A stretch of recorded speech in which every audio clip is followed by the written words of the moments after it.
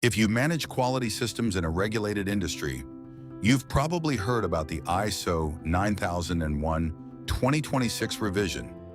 You may be asking whether it requires anything more than updating your SOPs. Here's the truth. The new standard requires a quality culture and ethical behavior, concepts that don't live in a binder. If your SOPs sit in a shared drive, while your quality culture sits in an email somewhere, the ISO 9001-2026 revision exposes that gap. Today, what the revision actually changes and where SOPs stop being enough. ISO 9001-2026 is not a radical overhaul. Process approach, plan, do, check, act, risk-based thinking all remain intact. The final draft was approved in February 2026, with publication in September 2026 and a 3-year transition to 2029. The changes that matter. Climate considerations now sit formally in clauses 4.1 and 4.2. Clause 5.1.1 requires leadership to promote a quality culture and ethical behavior. Clause 6.1 splits risk and opportunity into distinct requirements, replacing 2015's combined risk-based thinking. Clause 7.1.4 expands work environment to include psychological safety and hybrid factors.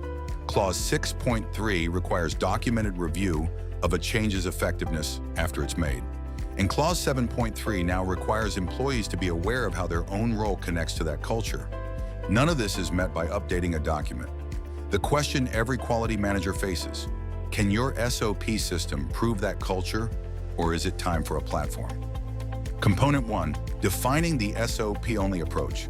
An SOP-controlled quality system manages procedures, work instructions, and forms through a combination of document templates, shared drives, and periodic manual reviews. For organizations with limited product lines, a single site, and infrequent audits, this might work.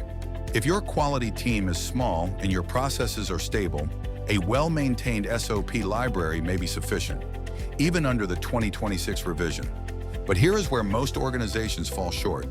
The difference between a compliant SOP system and a defensible one is not only the quality of your documents, it is the quality of your evidence that those documents are followed, reviewed, and tied to outcomes.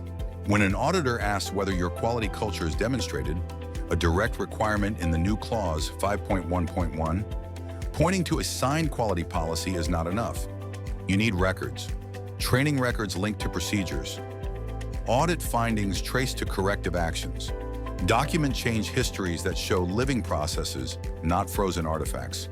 Component 2, understanding when a QMS platform becomes the compliance standard. Manual and digital quality systems do not just differ in convenience. They differ in what they can prove. A shared drive can store a document. It cannot show you in seconds who approved a given revision, when training on that revision was completed, and whether every affected employee completed it before the next production run.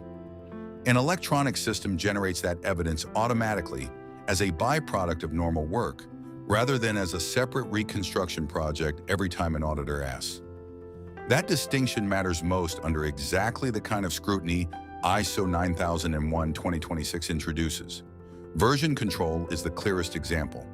When a document lives in a shared drive, the current version is whatever the team believes is current. A belief, not a verified fact. An electronic system enforces a single controlled version and locks out the outdated one automatically. Auditors do not ask which approach sounds more careful. They ask you to produce the proof on the spot, and only one of these approaches produces it without a scramble. The same gap shows up in traceability. If a CAPA closes with a manual sign-off, tracing that closure back to the specific training event, on the specific procedure version, at the specific date, means opening 3 separate systems and hoping the timestamps line up. A platform holds that chain as one continuous record because it was built to. Component 3, the cost conversation. The real cost of a manual system rarely shows up as a single line item. It shows up as the hours your quality team spends every week re-verifying what a platform would verify automatically. Cross-checking spreadsheets against shared drives, chasing down signatures and rebuilding audit trails by hand instead of doing the quality work that actually improves your product. That time is real, even when it never appears on an invoice. And it's the reason organizations tend to outgrow SOP-only systems well before an auditor ever forces the issue. And this is the gap most often overlooked. You cannot separate SOP compliance from training documentation. An auditor reviewing your ISO 9001:2026 compliance will not only verify that your procedure for corrective action exists, they will ask for the training record proving the responsible employee was competent to execute it. If your QMS holds the SOP and your LMS holds the training record, and those two systems do not communicate, you are presenting a fragmented compliance picture. A procedure is updated, but the training on that revision is tracked elsewhere, or not tracked at all. An auditor sees a document revision date and asks for training completion records. If that connection is manual, it is a finding waiting to happen. Quality organizations do not get audited on effort. They get audited on evidence. Here are the specific mistakes that generate audit findings under the current and upcoming standards. First, treating SOP revision as a document control exercise rather than a training event. When you update a procedure without retraining the affected personnel, you create a version control problem and a competency gap simultaneously. Second, relying on a shared drive or SharePoint as your document control system. These tools were not built for audit trails, version comparison, or electronic signatures. An auditor asks when the document was last reviewed, who approved it, and how access is controlled. A folder of Word documents does not answer those questions. Third, managing training records in a separate spreadsheet. The new awareness requirements in Clause 7.3 make it explicit that employees must understand the quality culture. Attendance on an annual training log tells you someone was in the room. It tells you nothing about whether the material landed.